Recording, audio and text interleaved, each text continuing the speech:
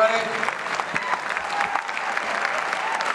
Thank you so much for coming out. You guys in the back, you got the cheap seats? Frank Underwood is in the house.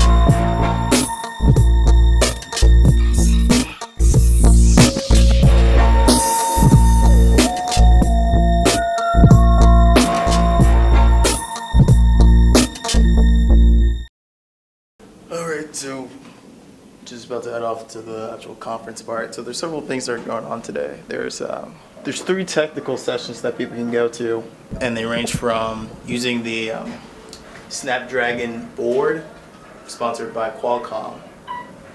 There's using Swift with new AT&T APIs, and then there's using AngularJS.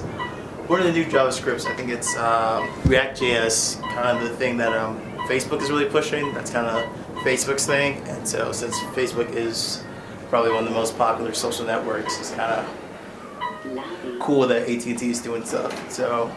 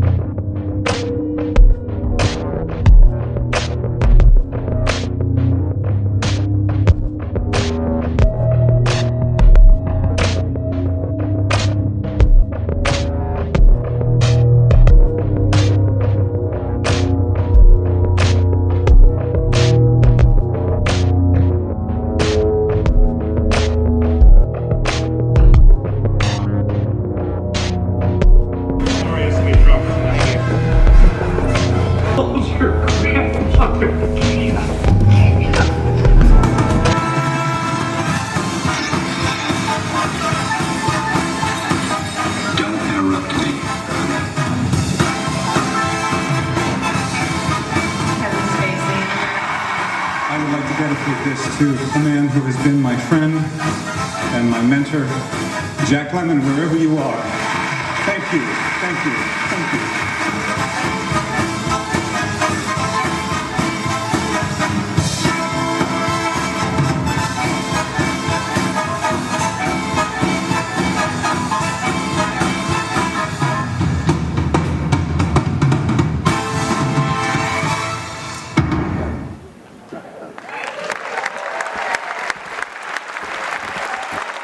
But I know what you're thinking, really.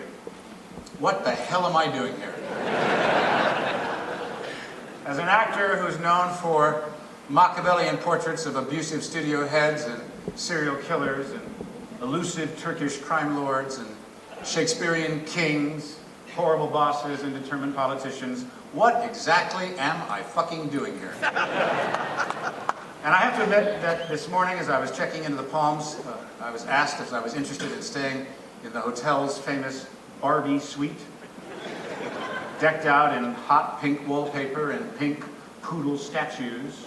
The same question crossed my mind. What the hell am I doing? But only for a moment, I promise.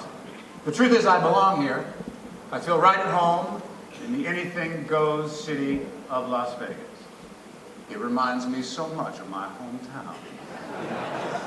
The only difference is that in Washington, we prefer to gamble with other people's money. Now, as much fun as that might be, I will not be giving my entire speech today as Frank Underwood. I can't often control what he's going to say or do, and I definitely don't want to upset my hosts here at AT&T. Now, I say that even though I know that I was not their #1 choice to speak today. No, it's true. They first invited Hillary Clinton. And you know, Hillary emailed back. But then out of habit, she immediately deleted it.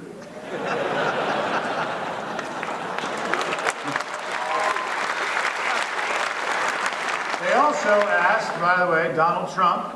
Mr. Trump politely declined the invitation by kindly telling the organizers to go fuck themselves.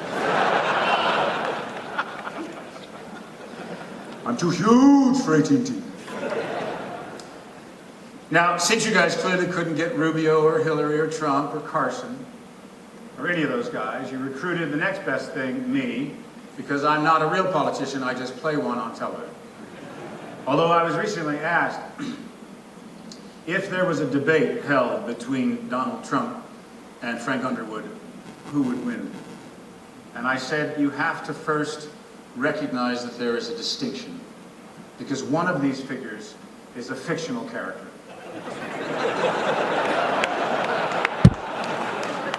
And the other is a fictional character.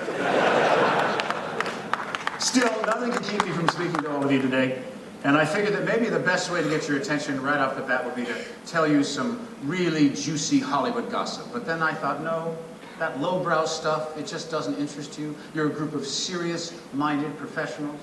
You might prefer a 45-minute dissertation on using video virtualization to determine how CDNs are distributed across VHOs and strategic peering locations. That's right, I know your fucking terms.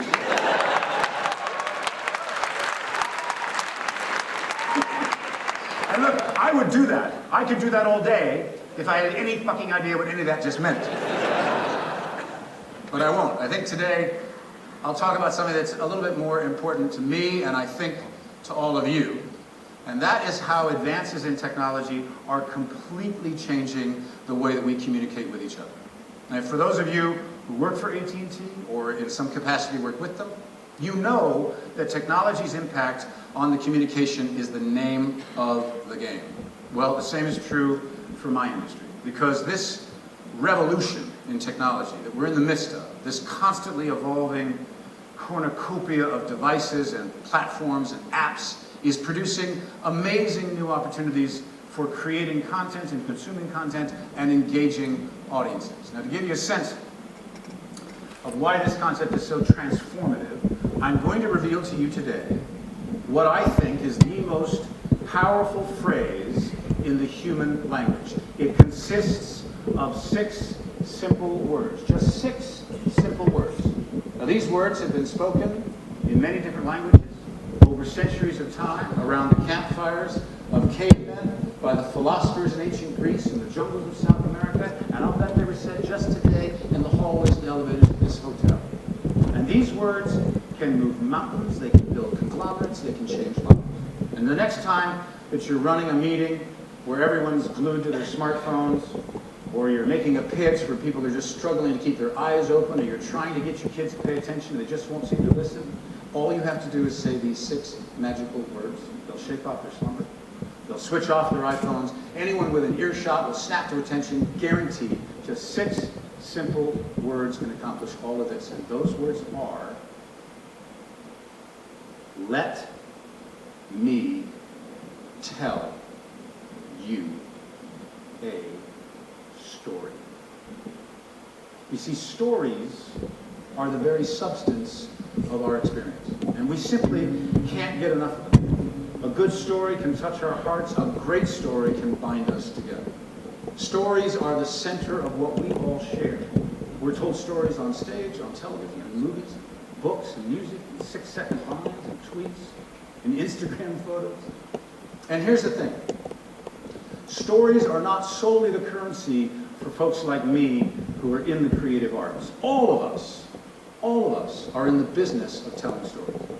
They may well be the stories that give life to our personal experiences or the stories that give identity to our brands. And we've certainly seen through social media that we all have a personal brand or a style or a flair, whether we recognize it or not or whether we use it or not.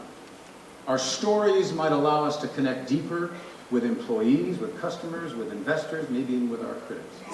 The product your business offers or the services that you provide is only part of what makes you, you. I mean, after all, what really separates Starbucks from every other coffee chain in the world? Is it because they actually serve the best cup of coffee going? Do you think? I mean, I don't think so, although I am partial to a piping hot caramel macchiato myself.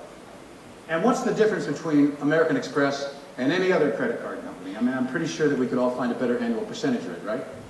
So then what is it that allows Starbucks or American Express or AT&T to distinguish themselves above their competition? I tell you, it is the story they are able to communicate. Well, think about it. AT&T doesn't really stand for American Telephone and Telegraph anymore, does it? It stands for innovation. It stands for networking and bringing people together. Where it was once Alexander Graham Bell tinkering with telephone wires, it's now cutting-edge mobile signals, ricocheting off satellites, the next generation TV beaming straight into our living rooms. It's high-speed broadband powering the exchange of information that makes the world go round. Now that is a story.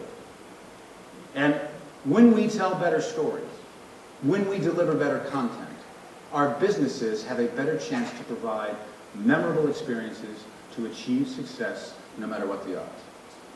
I mean, the fact is we're all wrestling with the challenge of capturing our audience's attention. But the good news is, with the emergence of all these new platforms and new technologies, there has never been more opportunities to create and consume stories that will stand out from the crowd. And what's even more exciting is that it's just only going to get better. From my own experience, producing and starring in House of Cards, this little political show we do over on Netflix, you might have seen it. I have developed over time some ideas about how we might better connect with our audiences in this new digital age. But I want to first just give you guys a sense of where I come from and who I am. I want you to leave today with a little better understanding about me. You see, I was lucky. I grew up in a house where my parents loved literature and the arts, and so we had a house full of books, and I was taken to the theater all the time, and I was exposed to classic films and great musicians and big bands and Frank and Ella and great jazz. But television was also captivating to me. I was a child of television. My family loved to sit around the TV set watching the latest episodes of Upstairs, Downstairs, or my favorite, The Wild Wild West. Anyone remember The Wild Wild West? Awesome show. They totally ruined it. A smarter drama teacher pushed me in the direction of a workshop which was being run by the famous actor, the great Jack Lemmon, who you might have seen in the clip. Who loved Jack Lemmon? I love Jack Lemmon. You see, you have to understand, he was my idol. I thought his performances in Some Like It Hot, and The Apartment, and The Odd Couple, Mr. Roberts were some of my favorite performances I'd ever seen any actor give. He was a genius who could do both comedy and drama. And so here I was, getting this chance to meet him at a workshop that he was running in Los Angeles in 1974. We had to do scenes from a play in front of Mr. Lemmon, and then he was going to critique us. Now, I dreamed of becoming an actor, but I was also very nervous and I was very shy. And after I did my scene, Jack Lemmon walked up to me. He put his hand on my shoulder and he said, "That was a touch of terrific." He said, "No, this kid, what's your name?" I said, "Kevin." He said, you've been doing everything I've been talking about today. This year, I'm telling you, you should go to New York and you should study to be an actor because you were born to be an actor. You are meant to do this with your life." Now, how about that? Sometimes a teacher, a parent, an adult, an idol can say just the right words at just the right time, and it can be life-changing. And for me, that happened on that day. You should go to New York and you should study to be an actor because you were meant to do this with your life. Mind you, I was just 13 years old. So, after I continued drama class, because yeah, I was that guy you made fun of in junior high, I graduated from Chatsworth High School in the San Fernando Valley. I took Jack Lemmon's advice. I went to New York and I got accepted to the Juilliard School of Drama, and I went there for 2 years. And then Years later, after that fateful day in 1974 when I first met him, and after I'd left Juilliard, Mr. Lemons and my path would cross again. Jack was poised to star in a Broadway production of Eugene O'Neill's great classic play, Long Day's Journey into Night. I loved that play. And I was 25 years old, I felt I was the right age to play Jack Lemmon's son, the alcoholic Jamie Tyrone, as much as the fact that I just wanted to work with Jack Lemmon more than anything in the world. So I tried to get an audition for this production for about 8 months, and they wouldn't see me. I couldn't get fucking arrested, right? Let alone get a reading for this part. And then I learned, as I was reading the paper, and I found out that the director of this production, the great opera director Jonathan Miller, was coming to New York to do a series of lectures at Alice Tully Hall, and I figured that this was going to be the week that he was going to start auditions for the other roles in the play. So I hatched a plan to try to meet him. And by the way, at this point, I'd done some work as an actor. I was an understudy in a Broadway play, but I'd done no film, I'd done no TV. I was basically an unknown, obscure New York theater actor. So this is a story also a little bit about determination. So anyway, I get tickets to this series of lectures that Dr. Miller's doing at Alice Tully, and I'm sitting there, and I'm watching him, and I'm thinking, as this thing is going on, he's brilliant, and I don't know how to meet him, am I going to go backstage, what I'm going to say? And so I'm thinking this through, and then I noticed that next to me, there's this very elegant, elderly woman sitting next to me. I'll move out from the podium. And she's very well-dressed. She's totally East Side. She's dressed to the nines, furs and pearls and Chanel bag, and rich. Anyway, this elderly citizen who's sitting next to me, she's fallen asleep. And I'm thinking, how am I going to meet him? What am I going to do? I'm going to meet him. And then I look down, and I noticed that sticking out of her Chanel bag is this invitation to a cocktail reception in honor of Dr. Jonathan Miller, which is going to be happening right after the lecture. And so the little angel on my right shoulder is telling me to just ignore it and just focus on the lecture, but the little devil on my left is making a pretty good case. Oh, go on. She's tired. She probably won't even go. And she knows everyone anyway. She can get in with that little ticket.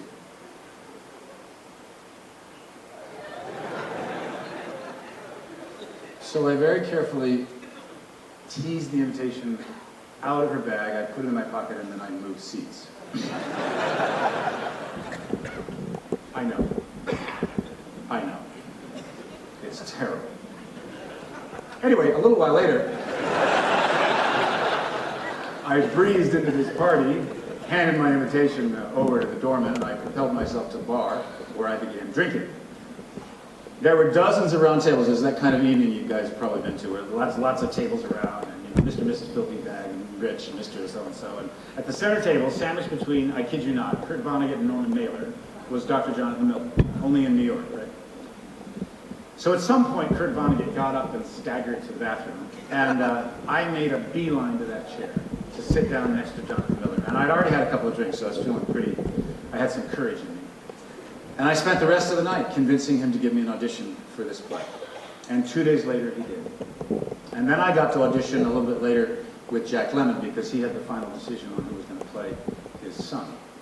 So 11 years after I first met him in 1974, this is now 1985, I found myself in a room once again with Jack Lemmon. And we did this series of scenes together.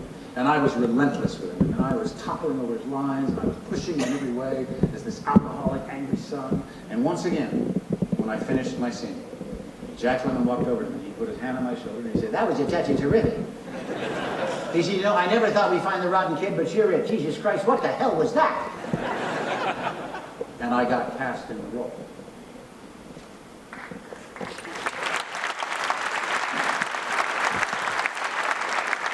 And I spent the next year working alongside every night with my idol on Broadway, in London, in Israel, and then we filmed the production for PBS. And Jack Lemmon became the most important mentor, friend, the greatest father figure I could have hoped to have had. And trust me when I say to that woman sitting next to me at Dr. Miller's lecture that night, thank you, thank you, thank you.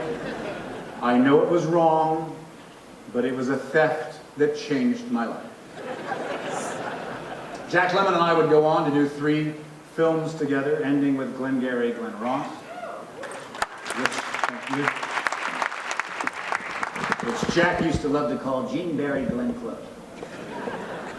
And the gratitude that I feel toward Jack and many others who gave me opportunities and believed in me along the way has been a large part of what's inspired my own passion for nurturing others coming up in my business who want to be storytellers.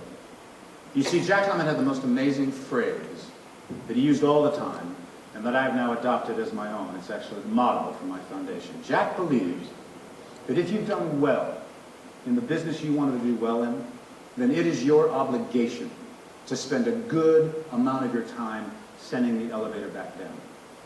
I always thought that was such a great way of saying it. The logo for my foundation is the universal button we push to send the elevator up. And this is the sentiment that motivated me to set up my foundation, to discover and nurture emerging talents. It's why the Spacey Foundation provides scholarships so students can attend some of the great arts programs in the US and the UK, why we provide grants to help emerging artists overcome the financial burdens that prevent them from blossoming, and why we work with schools and other charities to forge connections to those who are harder to reach, to coax them out from the wings, to bring them forward from the back of the classroom where they might not have the confidence or belief in what they're truly capable of. It's why when I left the United States in 2003 and moved to London, I don't know if many of you know I did that, but I moved to London for the past 12 years to run a theater there called the Old Vic Theater. The first program that we began was called Old Vic New Voices, which is a broad platform to nurture and develop emerging actors and writers and producers and directors, many of whom have now gone on to become the next generation of practitioners in the performing arts.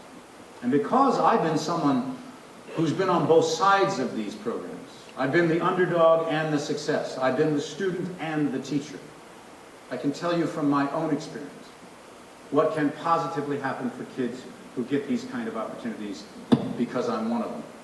Did you like that? They love that, by the way, in the sound room right now.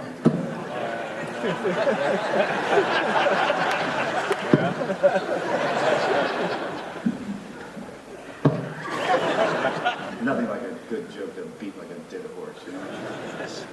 Look, the most satisfying thing that I can hear in all these experiences with students is when a teacher tells me about that boy in class who's never been able to concentrate or who showed nothing but disinterest and who suddenly has found a sense of focus in a theater project because he's telling a story.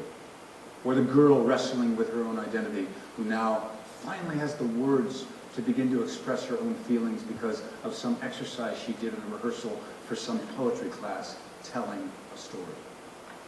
These kind of programs for young people are also not just about whether they ultimately want to go into the arts. If a kid wants to go to the arts, you're not going to be able to stop them.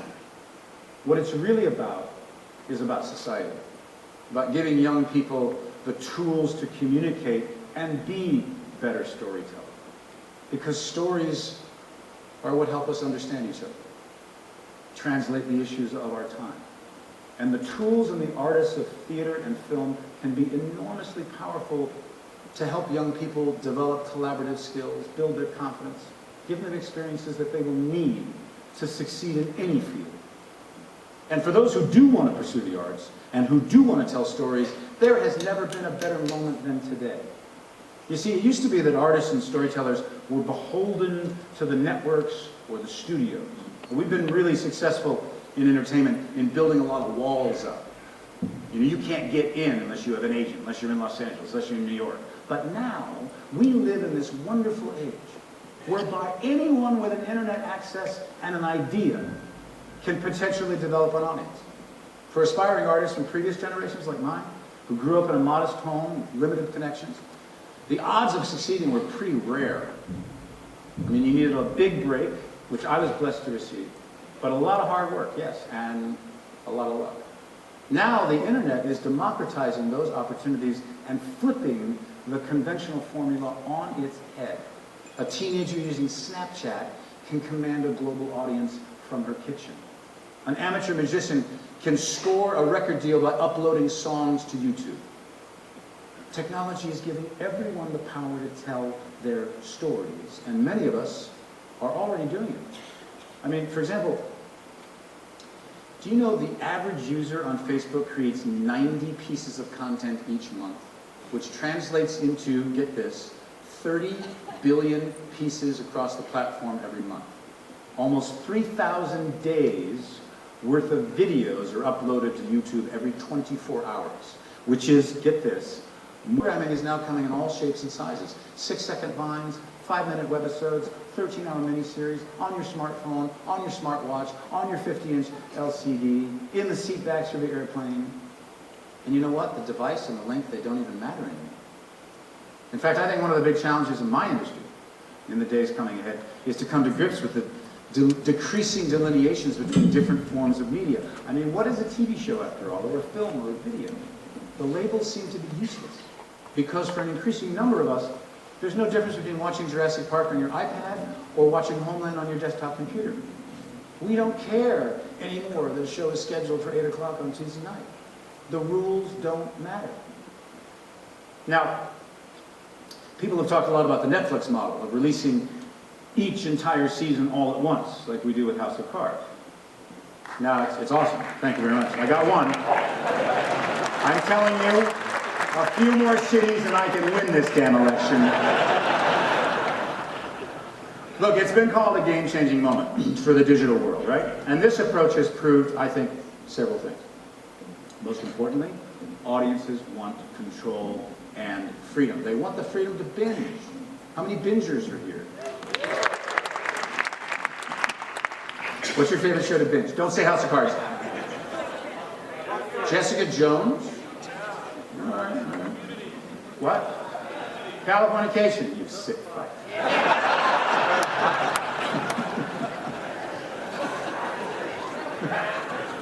Look, I also think this.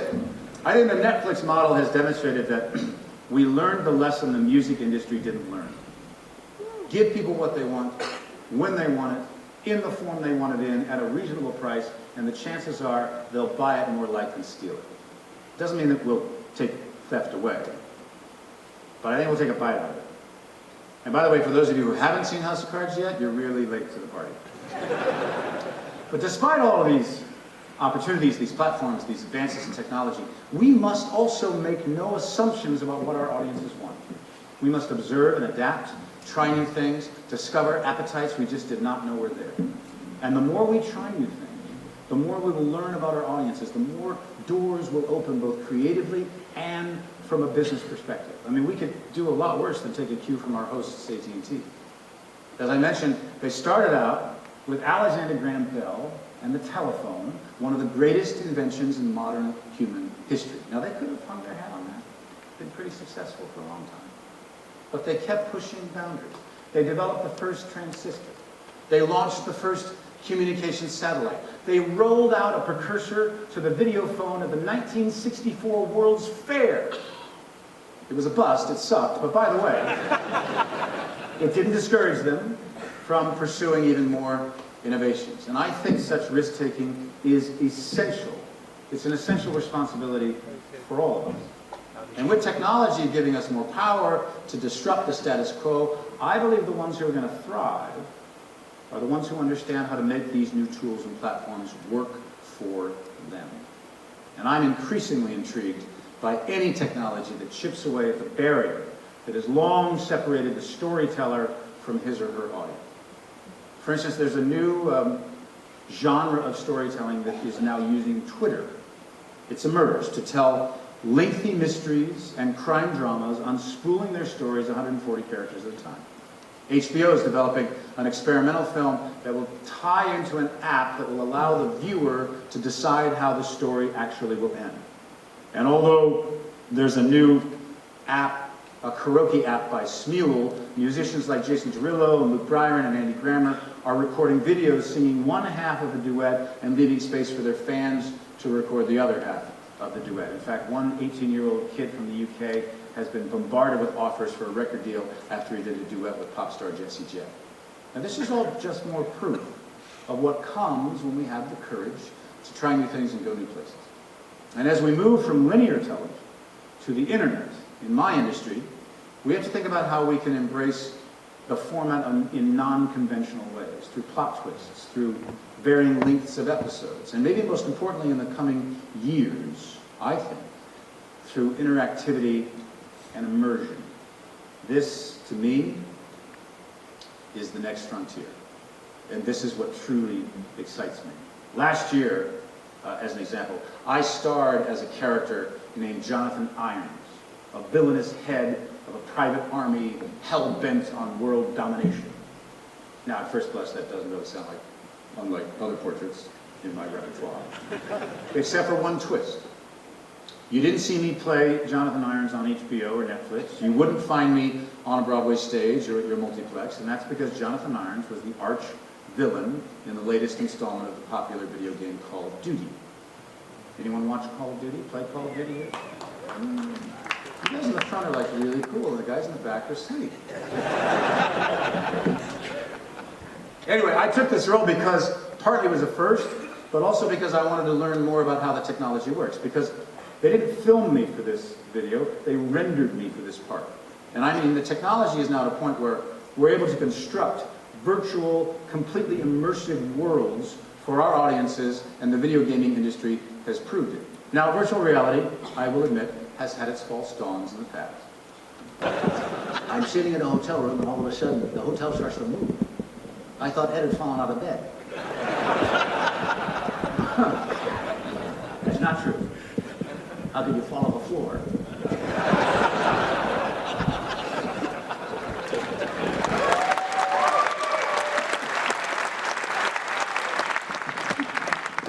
Sorry. Look, my point about virtual reality is, I think it's going to demonstrate how it can also be a real game changer in education. I mean, consider, just for a second, the school classroom. Can we think of another working space that hasn't evolved at all over most of its existence? I mean, it is actually the same as it's been 1,000 years ago. Teacher at the front, blackboard behind them, students filling out the back of the room. But what if we open up access for students to the best teachers on the planet? What if through VR we could transport students out of the stuffy and boring classroom into an environment where the best learning happens in the real world? You're at the bottom of the ocean learning about marine biology. You're in the fields of Gettysburg watching the Civil War. Slip on a VR headset or a pair of glasses and suddenly you're in the front row of the Sydney Opera House, where you're standing in the pit of the Globe Theatre just as it was in the 1600s, running through lines with other actors. Or you're sitting next to Kevin Spacey with a ticket. I don't know, that really didn't... I repeated it, but it wasn't better than what I'd said before.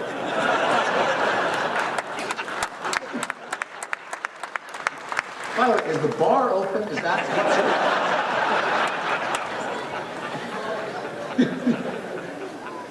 Here's my point. As someone once said in a famous baseball film, Field of Dreams, if you build it, they will come. Now, of course, that's not true for everything we build, but we have to be willing to embrace these new platforms. And I believe this is just the tip of the iceberg. I truly believe that VR will be a quantum leap forward for storytellers, just as the motion picture was a century ago. You know, it's hard for us to imagine now people's reactions, what they were when they saw film for the very first time. There's this famous story about the first filmmakers in history, Auguste and Louis Lumiere, who were screening one of their first movies in Paris in 1896. It was a 50-second silent film of a locomotive entering a train station. And the audience watching was so overwhelmed and terrified by the moving image of a life-size train coming at them, they screamed and ran to the back of the theater. But in VR, there's no way to hide from that train. Virtual reality is completely immersive. You step through that window and you're in a different world.